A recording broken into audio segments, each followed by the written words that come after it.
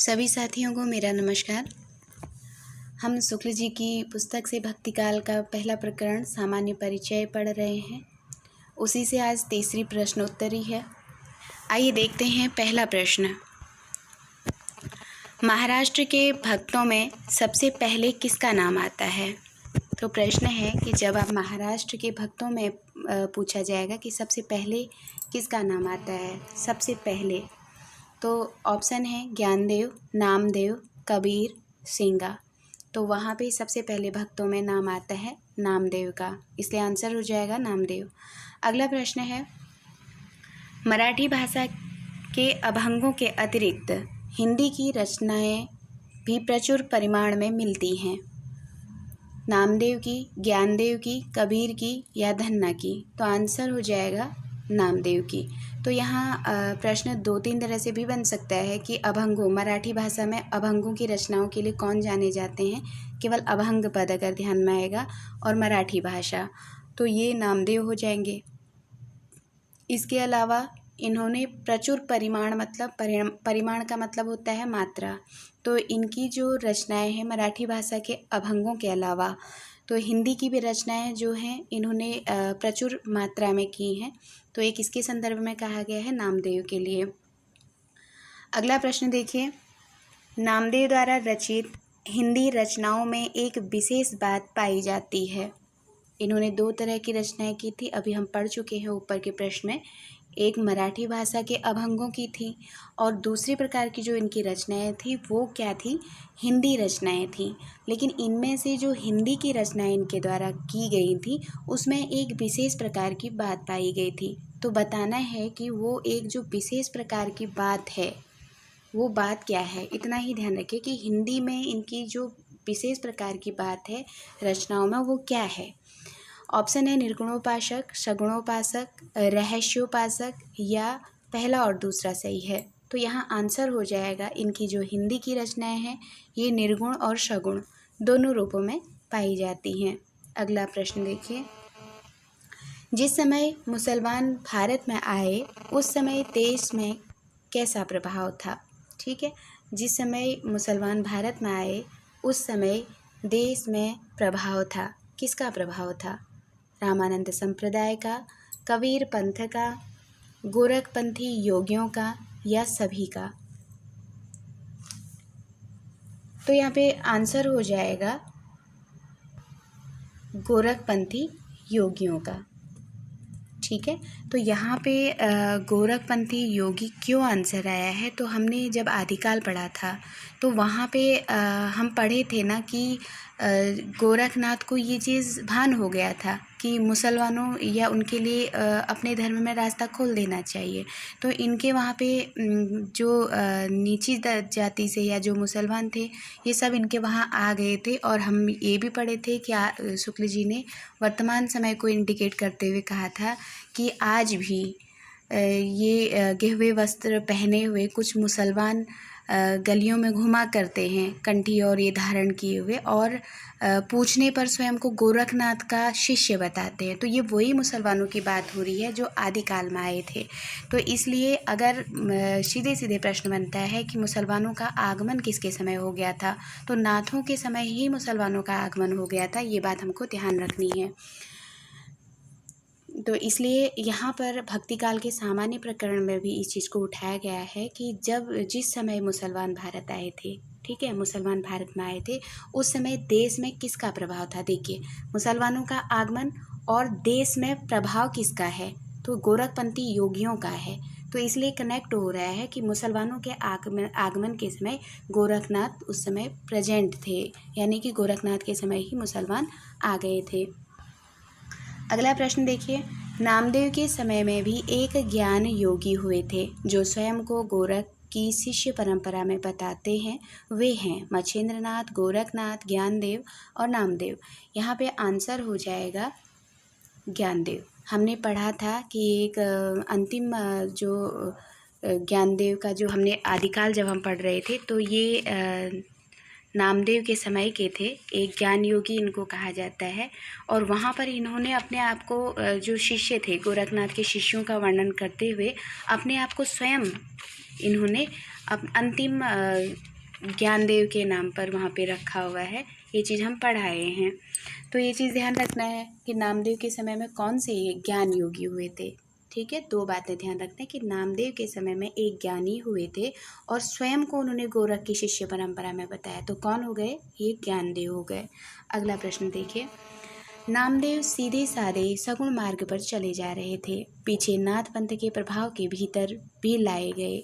इन्हें लाने वाले कौन थे? तो नामदेव के बारे में अगर बताएं तो इनको कहा जाता है कि ये एक दर्जी थे। ये छोटी सी जानकारी शुक्ल की बुक से बाहर की है। तो इनके लिए कहा जाता है कि ये एक दर्जी थे और इनका काम यही था कि सुबह के नित्य कर्म अपने फटाफट पूरा करके इनके जो शगुन के उपासक थे, जिनका नाम बिठोवा का मंदिर था वहाँ पे, तो वहाँ जाके ये नित्य उनकी सेवा किया करते थे। और बहुत सी विंदतियाँ भी हैं जो भक्तमाल में मिलती हैं इनके संदर्भ में कि इनके हाथ से बिठोवा का खीर खाना या द्वारका मोड़ जाना, इस तरह से तथ्य भी मिलते हैं। तो ये कहने का मत है कि ये केवल सगुण में उस समय विश्वास करते थे, लेकिन कुछ समय के बाद जैसे सगुण मार्ग पर सीधे साधे ढंग से जब ये चल रहे थे तो इनको नाथ पंथ के प्रभाव से, ठीक है, तो नाथ पंथ के प्रभाव के भीतर लाने का काम किसने किया? यानी कि नामदेव को नाथ पंथ के भीतर से तात्पर्य है निर्गुण की तरफ लाने वाला। तो इनके अंदर भी इनको लाया गया। तो ये लाने वाले कौन थे? तो ऑप्शन है ज्ञानदेव, जम्बनाथ, गोरखनाथ, मच्छेंद्रनाथ।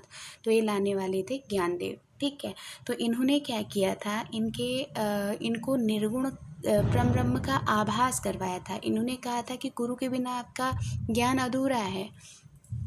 तो यही चीज़ है। तो इसको इस चीज़ से हम ध्यान रखेंगे कि नाथ पंथ के प्रभाव के भीतर लाने वाले कौन थे।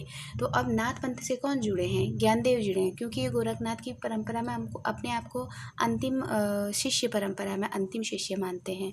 तो इसीलिए नाथ पंथ से ज्ञानदेव जुड़े हैं, तो इसलिए ज्ञानदेव इनको लाने वाले हो जाएंगे। अगला प्रश्न देखिए।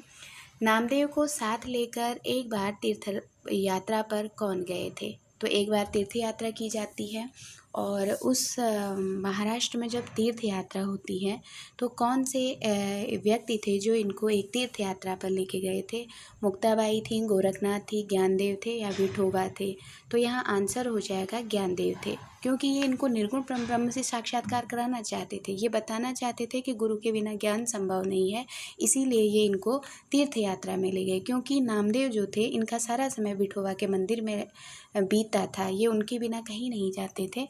तो इनको एक बार तीर्थ यात्रा ले जाने के बारे में किसने सोचा था? तो ज्ञानदेव ने सोचा था। अगला प्रश्न देखिए। नामदेव ज्ञानदेव के साथ जब तीर्थ यात्रा पर गए थे तो अपने किस प्रिय विग्रह के वियोग में व्याकुल रहा करते थे? विशोबा खेचर, विष्णुनाथ, विठोबा, नागनाथ। तो यहाँ आंसर हो जाएगा विठोबा। तो ध्यान रखिएगा, जो विशोबा खेचर यहाँ आया है और यहाँ पे विठोबा आया है। तो विठोबा जो है ये विष्णु भगवान हैं, जिनकी ये पूजा करते थे, जिनकी नित्य सेवा किया करते थे। लेकिन यहाँ जो विशोबा खेचर हैं ये इनके गुरु हैं। नाम में थोड़ा सा अंतर है, ये विठोबा है, ये विष्णु है, भगवान है, और ये विशोबा खेचर हैं जो इनके बाद में गुरु हुए थे। तो यहाँ पर ध्यान रखना है कि नामदेव जब यात्रा कर रहे थे ज्ञानदेव के साथ, ठीक है, एक संतों की टोली थी, साथ में मुख्य रूप से ज्ञानदेव थे, इनकी बहन थी मुक्ताबाई। तो ये सब जा कर के तीर्थ यात्रा पर जब जा रहे थे तो यहाँ सोचने वाली बात है कि नामदेव शगुणोपासक थे उस समय तक। ये शगुण मतलब सगुण से तात्पर्य ये विष्णु भगवान साक्षात विष्णु की पूजा करते थे, जिनके स्वरूप से मतलब साकार रूप में जो थे। तो यहाँ पे इनका जो प्रिय विग्रह है, प्रिय विग्रह से तात्पर्य है विठोबा से विग्रह, क्योंकि जहाँ विठोबा के मंदिर में ये रहते थे वहाँ से तीर्थ यात्रा अगर करेंगे तो निकलना हो जाएगा। तो इसलिए प्रिय से तात्पर्य है विठोबा और विग्रह का मतलब है उससे विच्छेद, है ना, उससे अलग होना। तो इसलिए उनसे जब ये तीर्थ यात्रा पर गए, उनसे वियोग इनको हुआ। तो ये पूरे रास्ते भर जो तीर्थ यात्रा कर रहे थे वो अपने विठोबा के लिए व्याकुल वहाँ पे रहा करते थे। तो इनके प्रिय विग्रह, तो यहाँ आंसर हम कैसे निकालेंगे? इस प्रश्न का आंसर केवल इससे निकलेगा कि जो प्रिय विग्रह है ये कौन है, इनका प्रिय विग्रह हुआ है तो कौन इनका प्रिय रहा है? तो आंसर हो जाएगा विठोबा इनके प्रिय रहे हैं और उन्हीं के विग्रह के वियोग में ये व्याकुल रहते थे। अगला प्रश्न देखिए, नामदेव को तीर्थ यात्रा के दौरान कौन बराबर समझाते थे कि भगवान क्या एक ही जगह है, वे तो सर्वत्र हैं, सर्वव्यापक हैं। यह मोह माया छोड़ो, तुम्हारी भक्ति अभी एकांगी है। जब तक निर्गुण पक्ष की भी अनुभूति तुम्हें न होगी तब तक तुम पक्के नहीं होगे। तो जब ये तीर्थ यात्रा कर रहे हैं, देखिए पूरी शब्दावलियों को पकड़िएगा कि इसमें ये कहा जा रहा है कि भगवान क्या एक जगह है, यानी कि निर्गुण को दिखाया जा रहा है। वे तो सर्वत्र हैं, निर्गुण कण कण में है, सर्वव्यापक है, हर जगह पे है। जैसे विठोबा सगुण के उपासक वो एक ही जगह पे प्रतिष्ठित है। यह मोह माया को छोड़ो, तुम्हारी भक्ति अभी एकांकी है, मतलब एकांकी भक्ति है तुम्हारी। इसको ज्ञानदेव अधूरी भक्ति मान रहे हैं, एकांकी भक्ति मान रहे हैं। निर्गुण पक्षी की भी अनुभूति तुम्हें न होगी तब तक तुम पक्के नहीं होगे, यानी कि तुम्हें निर्गुण पक्षी की भी अनुभूति होनी चाहिए, ऐसा मानना किसका है? ऑप्शन है संत महात्मा का, विशोबा खेचर का, ज्ञानदेव का, मुक्ताबाई का। तो आंसर हो जाएगा ज्ञानदेव, क्योंकि ज्ञानदेव ने ही इनको निर्गुण में लाने का काम किया था। तो ये सब चीज़ें नामदेव के जीवन में कौन करेंगे? ज्ञानदेव करेंगे। अगला प्रश्न देखिए, किसके कहने पर एक दिन संत परीक्षा हुई थी? ज्ञानदेव के, नामदेव के, मुक्ताबाई के, कुम्हार के। तो यहाँ आंसर हो जाएगा मुक्ताबाई के। पहले भी बता दिए हैं कि मुक्ताबाई जो थी वो ज्ञानदेव की बहन थी। और जब ये तीर्थ यात्रा पे जा रहे थे तो यहाँ पे संत परीक्षा हुई थी एक, और इस संत परीक्षा को कराने का किसके दिमाग में ये बात उपजी थी? तो मुक्ताबाई के। तो ध्यान रखिएगा, ये प्रश्न वैसे भी बन सकता है कि संत परीक्षा किस दौरान इन्होंने की थी, तो ध्यान रखिएगा कि तीर्थ यात्रा के दौरान की थी। तो इस तरह से ये प्रश्न 1-2 इसमें से निकलेंगे। अगला प्रश्न देखिए, मुक्ताबाई किसकी बहन थी? नामदेव की, सिंगा की, गोरखनाथ की, ज्ञानदेव की। तो ये आंसर हो जाएगा ज्ञानदेव की बहन थी। संत परीक्षा में घड़ा पीटने का पिटना लेकर सबके सिर पर किसने जमाया, जिससे चोट खाकर कोई विचलित न हुआ पर नामदेव बिगड़ खड़े हुए? तो जो सगुण को उपासक होगा और जो एक निर्गुण संत होगा, इनमें बहुत अंतर हो जाएगा, क्योंकि जो निर्गुण होगा वो चोटें खाना या अपने आप को किसी तरह का भी दंड या सहन करने की शक्ति उसके अंदर हो जाएगी। लेकिन जो गोरख हैं, जो नामदेव थे, वो इन चीज़ों से अनभिज्ञ थे। इसीलिए जो सत्य परीक्षा मुक्ताबाई के द्वारा ठहराई गई थी, उसमें ये गांव पे ठहरे थे और उस गांव में एक कुम्हार रहता था। तो वहाँ पे कुम्हार के पास एक घड़ा पीटने का पिटना था। तो ये चीज़ ध्यान रखिएगा कि ये जो घड़ा पीटने के पिटना यहाँ आया है, वो कुम्हार उससे बर्तन बनाता था और वो पिटना लेकर के आया। जितने भी संत गए थे, सबके सिर पर इसने चोटें जमाई थी, लेकिन सब चोट खाकर विचलित नहीं हुए थे। तो जितने भी संत थे वो विचलित नहीं हुए थे। जैसे ही नामदेव का नंबर आया था, वो बिगड़ खड़े हो गए। उनको डर लग गया कि इससे चोट लगने में हमारी सर फूट सकता है या चोट खा सकता है सर, तो इसलिए ये बिगड़ गए, यानी कि वो पिटना नहीं पिटवाना चाहते थे। तो आंसर क्या होगा? ज्ञानदेव, कुम्हार, मुक्ताबाई सभी। तो ये पिटना था कुम्हार का। अगला प्रश्न देखिए, किसके द्वारा कहा गया नामदेव को छोड़ सब पक्के घड़े हैं? तो परीक्षा हुई, जिसने चोटें खाई, जिसको कुछ नहीं हुआ, वो पक्के घड़े हो गए। जिसने चोट खाने से इनकार कर दिया, वो क्या हो गया? कच्चा घड़ा हो गया। तो लेकिन ये कच्चा, नामदेव को कच्चा घड़ा और नामदेव को छोड़ सब पक्के घड़े किसने ठहराए गए थे? विशोबा खेचर ने, नामदेव ने, कुम्हार ने, मुक्ताबाई ने। तो यहाँ आंसर हो जाएगा कुम्हार ने। तो कुम्हार ने जब पिटना लेके दौड़े थे, सबको मारे, सब ने ले लिया, लेकिन जब नामदेव नहीं उसको पिटवाए थे तो कुम्हार ने उनको कच्चा घड़ा ठहरा दिया था। अगला प्रश्न देखिए, संत परीक्षा वाली कथा के आधार पर यह बात लक्षित होती है कि ज्ञानदेव इन्हें किस ओर प्रवृत्त करने के लिए तरह तरह के प्रयत्न करते रहे। अब जब संत परीक्षा की कथा को आधार कर बना के कह रहे हैं कि उसको देखने के बाद, अब वहाँ उसको देखने से क्या तात्पर्य है? अरे पिटना ले जा रहा था कुम्हार मारने के लिए, जो संत थे उन्होंने तो अपने उसमें पिटना पिटवा लिया था, लेकिन नामदेव वहाँ से भाग गए थे। ठीक है, तो यही कह रहे हैं कि वो सब देख करके ये लक्षित हो गया था कि ज्ञानदेव इन्हें किस ओर प्रवृत्त करना चाह रहे थे, किस तरह के प्रयत्न करना चाह रहे थे, कौन सी चीज़ थी जहाँ ज्ञानदेव इनको लेना चाहते थे। तो ऑप्शन है सगुण भक्ति की ओर ले जाना चाहते थे, दूसरा है ज्ञान मार्ग की ओर ले जाना चाहते थे, तीसरा है नाथ पंथ के योग मार्ग की ओर ले जाना चाहते थे, चौथा है सिद्ध पंथ के आधार पर विठोबा की भक्ति की ओर ले जाना चाहते थे। तो यहाँ आंसर हो जाएगा उनका एक ही मतलब था कि वो नाथ पंथ से जुड़े थे। तो यहाँ पे होता है ना कि ज्ञानदेव अगर शिक्षा दे रहे हैं तो ज्ञानदेव नाथ पंथ से जुड़े हैं, अपने आप को नाथ पंथों की श्रृंखला में बांधे हुए हैं, उनकी शिष्य परंपरा के अंतर मानते हैं। तो ये ज्ञान मार्ग सिद्ध पंथ का आधार क्यों देंगे? तो ये सीधे सीधे कहेंगे कि नाथ पंथ के योग मार्ग का ये योग मार्ग की ओर उनको ले जाना चाह रहे थे।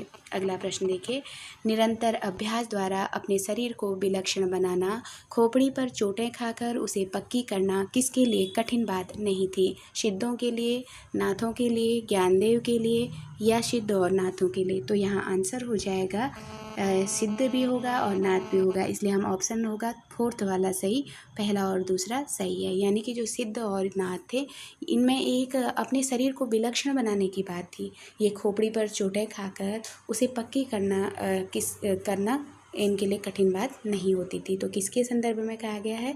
सिद्ध और नाथों के संदर्भ में। अगला प्रश्न देखिए, शुक्लानुसार अब भी एक प्रकार के फिल इन द ब्लैंक है अपने शरीर पर जोर जोर से डंडा जमाकर भिक्षा मांगते हैं, वे हैं संत फकीर, मुसलमान फकीर, सूफी फकीर या कोई नहीं? तो यहाँ पे आंसर हो जाएगा मुसलमान फकीर।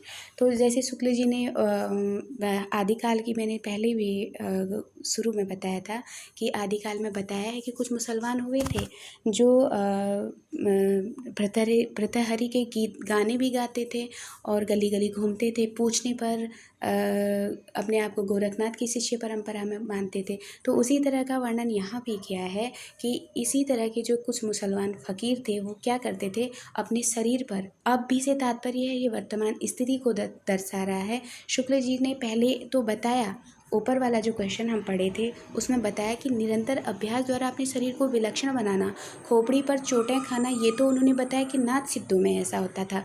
लेकिन अब वर्तमान को इंगित करते हुए इस प्रश्न में कह रहे हैं कि अब भी से तात्पर्य है कि जब शुक्ल लिख रहे थे उसी समय भी इस प्रकार के जो कुछ फ़कीर दिख रहे थे मुसलमान जो नाथ संप्रदाय में दीक्षित थे, वो अपने शरीर पर जोर जोर से डंडा जमाकर भिक्षा मांगते थे। तो वो चीज़ बाद में भी जो मुसलमान फ़कीर हुए थे उनमें भी ये चीज़ देखने को मिली थी।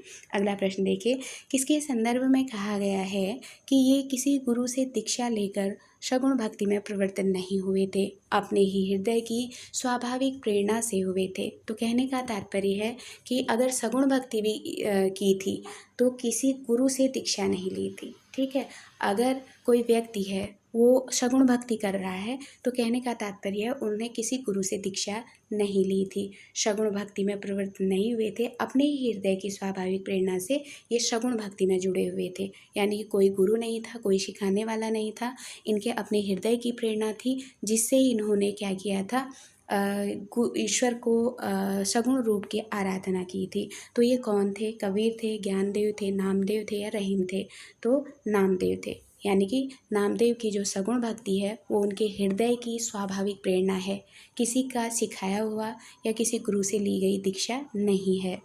अगला प्रश्न देखिए, किसने नामदेव को उक्त कथन बिनु गुरु होए न ज्ञान समझाने का प्रयास किया था? पंक्ति महत्वपूर्ण है, बिन गुरु होए न ज्ञान। ये सीधे सीधे प्रश्न भी पूछा जा सकता है कि बिनु गुरु होए न ज्ञान ये किसका कथन है? ठीक है, तो यहाँ दोनों का आप लोग दिमाग में बना के रखिएगा कि ये कथन किससे कहा गया था, किसने कहा और ये कथन किसका है? तो 3 प्रश्न बन रहे हैं।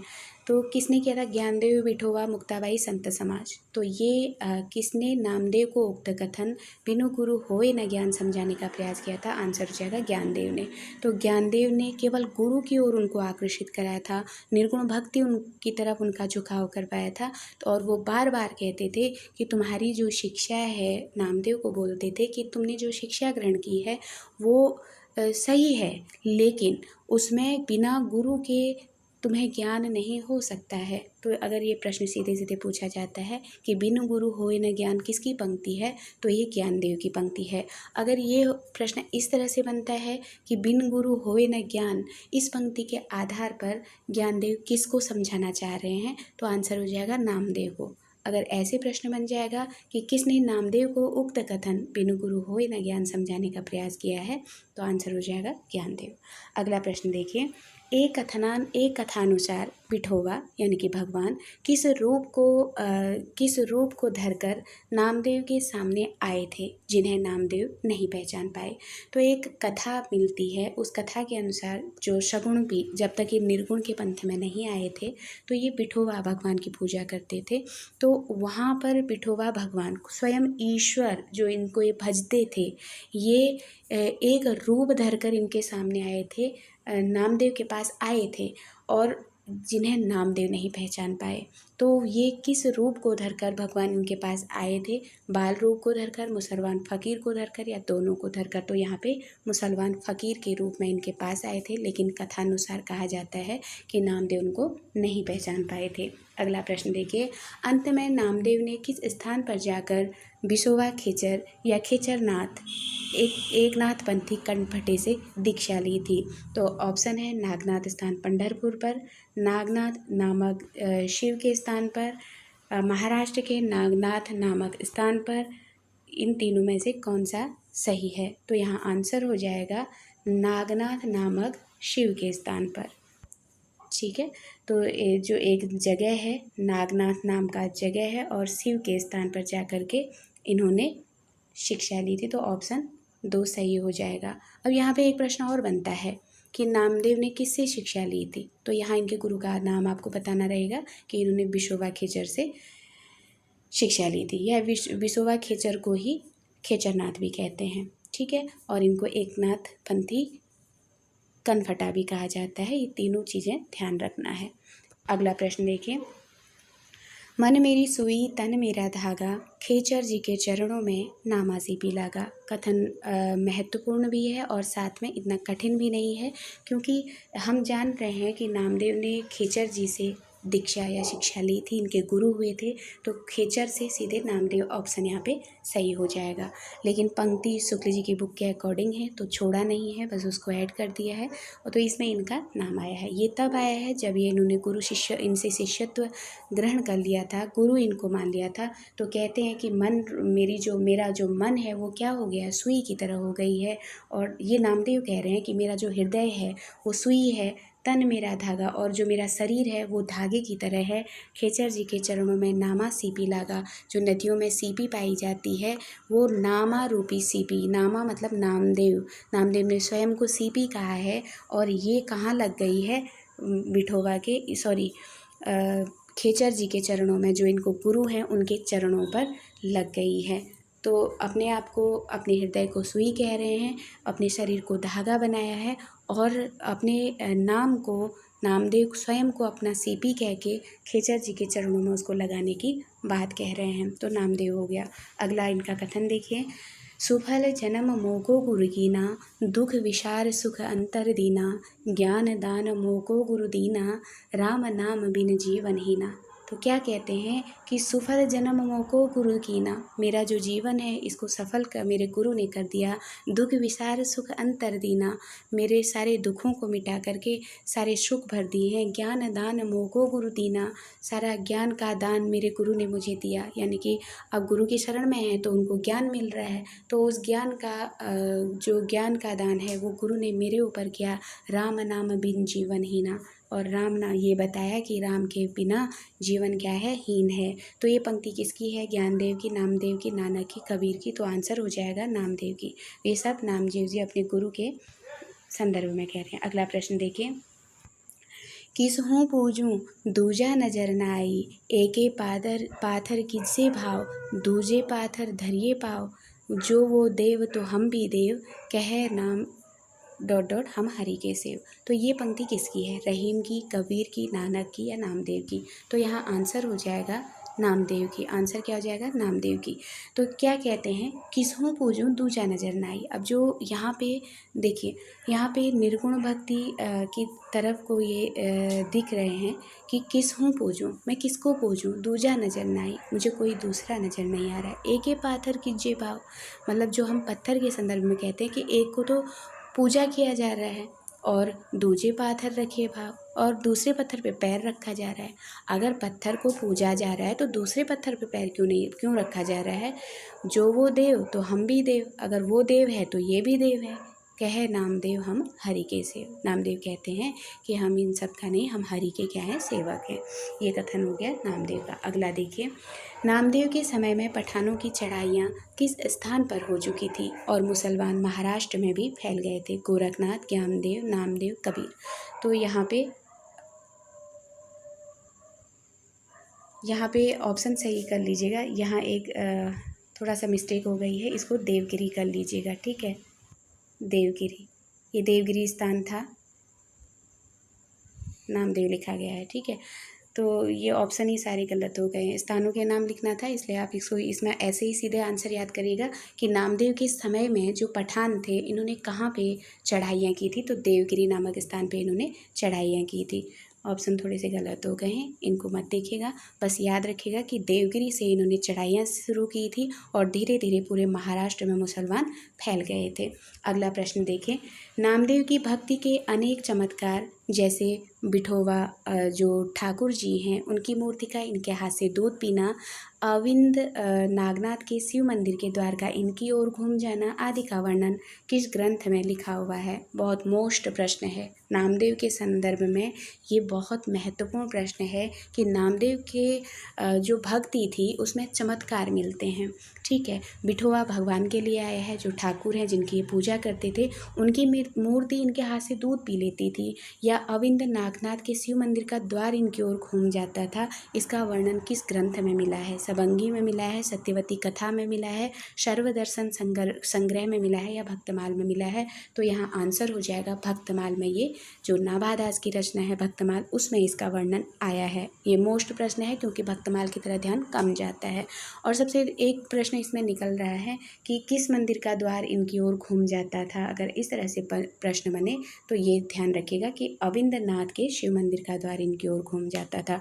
और किसके द्वारा इनका दूध पीना इनके हाथ से पाया गया? तो पिठोवा का। तो 2 प्रश्न ये भी ध्यान रखना। अगले प्रश्न देखिए, अम्बरीश को दियो अभय पद, राजा विभीषण अधिक कर्यो, नवनिधि ठाकुर दई सुदामाहि, ध्रुव जो अटल अजहु न टर्यो, भगत हेत मार्यो हिरनाकुश, नरसिंह रूप हवै देह धर्यो।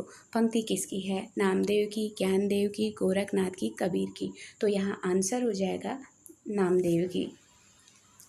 अगला प्रश्न देखिए, दशरथ राय नंद राजा मेरे रामचंद्र, प्रणय नामा तत्व रस अमृत विजय। पंक्ति किसकी है? और यहाँ कबीर, रहीम, रश खान, नामदेव। तो यहाँ ऑप्शन के अकॉर्डिंग सही हो जाएगा नामदेव। यहाँ ध्यान देना है थोड़ा सा, कबीर की भी एक पंक्ति दशरथ को लेके मिलती है कि दशरथ सुत तिहु लोक बखाना, है ना। दशरथ सुत तिहु लोक बखाना, राम नाम का मरम नाना। और ये दशरथ राय नंद राजा मेरे रामचंद्र है। तो दोनों में थोड़ा थोड़ा सा अंतर है। तो कन्फ्यूजन में कभी कभी दशरथ देखते ही सीधे हम कबीर को कर लेते हैं। यहाँ ध्यान देना है कि कबीर वाले में दशरथ के साथ सुत है, जबकि यहाँ दशरथ के साथ राय नंद है। तो दशरथ राय नंद आ जाएगा तो ये नामदेव की पंक्ति हो जाएगी। राय के साथ नंद, नंद से नामदेव याद कर लीजिए। और ऐसे ही दशरथ के साथ सुत आएगा तो कबीर की पंक्ति हो जाएगी। अगला प्रश्न देखिए, धनी धनी मेधा रोमावली, धनी धनी कृष्ण ओढ़े कांवली, धनी धनी तो माता देव की, जिह ग्रह रमया कमलापति। पंक्ति किसकी है? नामदेव की, कबीर की, रश खान की, ज्ञानदेव की। तो ये पंक्ति है नामदेव की। यहाँ पे देखिए, धनी धनी मेधा रामावली, धनी धनी कृष्ण ओढ़े कांवली, उनके द्वारा कंबल ओढ़ने की बात कह रहे हैं। धनी धनी तो माता देव की, माता देव की तो धन्य है जिस ग्रह रमया कमलापति, जिसके घर में कमलापति मतलब विष्णु भगवान स्वयं मतलब रमे रहे। इस तरह से राम नामदेव ने कहा था। अगला प्रश्न देखिए, अम्बरीश को दियो अभय पद। अभी इससे पहले जब हमने पढ़ा था अम्बरीश को दियो अभय पद, एक बार स्लाइड करके देख लीजिए क्योंकि वहाँ पे एक प्रश्न बन रहा है। ये वाली पंक्ति पूरा देखिए, अम्बरीश को दियो अभय पद, राजा विभीषण अधिक कर्यो, नवनिधि ठाकुर दई सुदामाहि, ध्रुव जो अटल अजहु न टर्यो, भगत हेत मार्यो हरिनाकुश, नरसिंह रूप हवै देह धर्यो। ठीक है, ये पूरी पंक्ति है। इस पंक्ति में नामदेव की किस प्रकार की भक्ति दिखाई देती है? तो पूरी जो ये 4 लाइन की पंक्ति है ये किस तरह की भक्ति इसमें दिखाई गई है? निर्गुणोपासना, सगुणोपासना, निर्गुण धन सगुणोपासना कौन सी है? तो आंसर हो जाएगा सगुणोपासना होगी। कैसे होगी इसको भी थोड़ा सा समझ लेते हैं। सीधे सीधे यहाँ ध्यान है, देखिए, अम्बरीश को दियो अभय पद, किसको? राजा विभीषण को कर्यो, विभीषण अधिक कर्यो, नवनिधि ठाकुर दई सुदामा ही, ध्रुव जो अटल अजहु न टर्यो, भगत हेत मारी हृणाकुश, नरसिंह रूप धर्यो हरियो। तो यहाँ पे जो जिस ईश्वर के बारे में वर्णन किया है उनके लिए बता रहे हैं कि उन्होंने इतने लोगों का तारण किया है, तो ये करने वाले कोई निर्गुण तो नहीं होंगे। ये कर्ता के रूप में ईश्वर को दिखा रहे हैं कि इन्होंने जो ईश्वर हैं इन्होंने अम्बरीश को अभय प्रदान दिया, राजा विभीषण का उद्धार किया, सुदामा को इन्होंने निधि दी, और ध्रुव को अटल अजहु न टर्यो, है ना, उनको अटल दे दिया, अटलता का। भगत हेत मारो, जो हम पढ़ते हैं, भगत अपने उसके हिरणाकुश को मार दिया था और किसको रख करके? नरसिंह का रूप रखने के लिए। अब अगर नरसिंह को रूप रखने की बात आ रही है तो यहाँ पे क्लियर हो गया ना कि ये सगुण भक्ति को दर्शाया जा रहा है।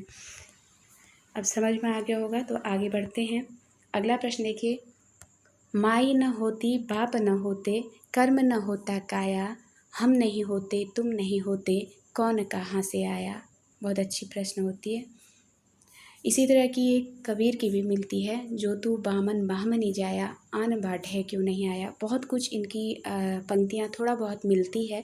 तो ये कहते हैं कि माई न होती बाप न होते, कर्म न होता काया, हम नहीं होते तुम नहीं होते, कौन कहाँ से आता। न तो माँ न होती, पिता न होते, कर्म भी नहीं होता तो काया भी नहीं होता, हम नहीं होते, हम भी नहीं होते, तुम भी नहीं होते, तो कौन कहाँ से आया। ये पंक्ति किसकी है?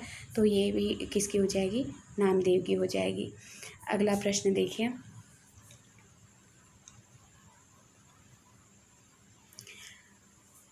माई न होती बाप न होते, कर्म न होता काया, आदि में कौन सी भक्ति दिखाई देती है? सगुण, निर्गुण, सगुण धन निर्गुण कोई नहीं। तो यहाँ पे भक्ति है निर्गुण। ठीक है, इसमें क्या दिखाया जा रहा है?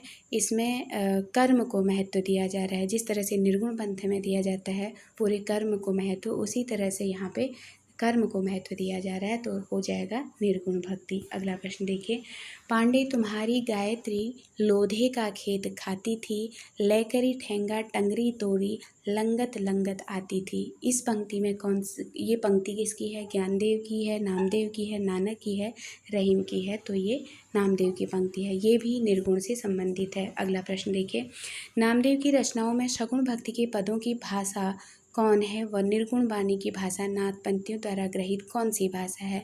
तो दोनों को ध्यान रखना है कि यहाँ पे सगुण में उन्होंने किस तरह की भाषा का प्रयोग किया है, और जब इन्होंने निर्गुण में ये चले गए थे। देखिए, इनके लिए एक प्रश्न बनता भी है कि कौन सा भक्त कवि सगुण और निर्गुण दोनों में आता है। तो नामदेव आते हैं, क्योंकि पहले ये सगुण उपासक थे, बाद में ज्ञानदेव के संपर्क में आके इन्होंने विशोबा खेचर को गुरु बना लिया था, और यहाँ से ये निर्गुण के पद गाने लगे थे। तो ये बात यहाँ होनी चाहिए, और ये प्रश्न बना भी है कि कौन सा भक्त कवि है जो निर्गुण और सगुण का उपासक रहा है। तो ये थे नामदेव। और दूसरी बात, अब ये पूछा जा रहा है कि जब ये सगुण की भक्ति कर रहे थे उस समय इनके जो भक्ति थी वो सगुण भाव वाली थी, तो उस समय उन सगुण भाव वाले में इनकी भाषा क्या थी। और तत्पश्चात जब ज्ञानदेव के संपर्क में आते हैं, जब ये निर्गुण के आराध्य हो जाते हैं, तो निर्गुणों में पदों की जो रचना की इन्होंने उसकी भाषा क्या है। तो प्रश्न ये है, आंसर दीजिएगा कि खड़ी बोली ब्रज है, ब्रज खड़ी बोली है, अवधि सदुक्कड़ी है, या सदुक्कड़ी खड़ी बोली है। तो यहाँ आंसर हो जाएगा, जब वो सगुण में थे तो वो ब्रज भाषा में पद लिखते थे, और जब वो निर्गुण में आए तो खड़ी बोली में ये लिखने लगे। और यहाँ एक ऑप्शन मैंने सदुक्कड़ी भी लिखा है। सदुक्कड़ी में एक भाषा नहीं रहती है, बहुत सारी भाषाएं रहती हैं। तो यहाँ पर नाथ पंथ के कहने से सदुक्कड़ी लगाने का भी संशय बना रहता है। इसलिए ध्यान दीजिएगा कि इनके काव्य की भाषा ब्रज है, और बाद में जब ये निर्गुण का करने लगे थे तो वहाँ इन्होंने खड़ी बोली का प्रयोग किया है।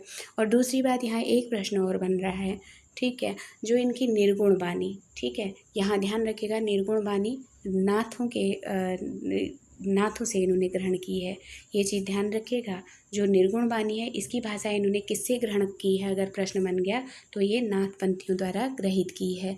नाथपंथियों द्वारा ग्रहित कौन सी भाषा है? तो वो खड़ी बोली, ये चीज़ हो जाएगी। अगला प्रश्न देखिए, नामदेव की रचना के आधार पर निर्गुण पंथ के लिए मार्ग निकालने वाले नाथ पंथ के योगी और भक्त कौन हैं? ज्ञानदेव, नामदेव, कबीर, रसखान। तो यहाँ आंसर हो जाएगा नामदेव। ठीक है, तो नामदेव की रचना। अब यहाँ दो प्रश्नों को समझने वाली बात है। अगर किसी नामदेव की रचना को उठा करके बात किया जाए या नामदेव की रचना का आधार बनाया जाए और पूछा जाए कि निर्गुण पंथ जो हुआ है, जो हमारा जितना भी हम निर्गुण साहित्य पढ़ते हैं, ये निर्गुण साहित्य के लिए, निर्गुण पंथ के लिए जो मार्ग निकालने वाला काम किया था वो किसने किया था?